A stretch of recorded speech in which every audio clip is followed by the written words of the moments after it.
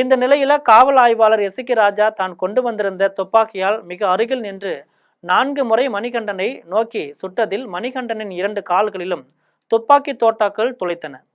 தன் தோட்டம், வயல், பனை, உழைப்பு, வீடு என்று கள்ளமறியா உழைப்பாளியான அந்த இளைஞன் இனி எப்போதும் உழைக்கவே கூடாது, அவ்வளவு ஏன் எழுந்து நடக்கவே கூடாது என்ற தீய நோக்கில் மிகவும் வன்மம் கொண்டு செயல்பட்டுள்ளான் இந்த இழிந்த ராஜா.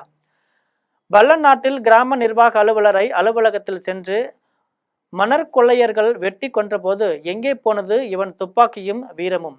பெரும்பற்றில் ஈனப்பயல்களை 9 பேர் 3 வாகனங்களில் சென்று அப்பாவிகளை வெட்டி கொன்றபோது எங்கே போனது இவன் துப்பாக்கியும் வீரமும்? வேடநத்தத்தில் 12ஆம் வகுப்பு மாணவியை கொன்ற கயவனின் உன் வீரத்தை காட்டியிருக்கலாமே, ஏன் காட்டவில்லை? இதையடுத்து காயமடைந்ததாக கூறி இசக்கி ராஜாவும் மருத்துவமனையில் உள்ளார். துப்பாக்கி தோட்டாக்கள் துளைத்து 2 கால்களும் நடக்க முடியாமல் போன மணிகண்டனையும் தென்காசி அரசு மருத்துவமனையில் சிகிச்சைக்கு சேர்த்துள்ளான். துப்பாக்கி தோட்டாக்கள் துளைத்து 2 கால்களும் நடக்க முடியாமல் போன மணிகண்டனையும் தென்காசி அரசு மருத்துவமனையில் சிகிச்சைக்கு சேர்த்துள்ளனர்.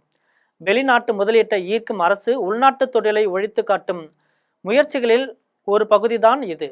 ஆங்கிலேயர் காலத்துல தீப்பெட்டிக்குள் அடைக்கும் வகையில் மெல்லிய மஸ்ஸின் துணிகளை நெய்த நெசவாளர்களின் பெருவிரலை வெட்டி அந்த தொழிலை அழித்ததாக கதை சொல்வார்கள். அதற்கும் இந்த பனை தொழிலாளியின் 2 கால்களையும் துப்பாக்கியால் சுட்டு முடமாக்கிய இந்த கோழைத்தனமான கயவனின் செயலுக்கும் எந்த வேறுபாடும் இல்லை.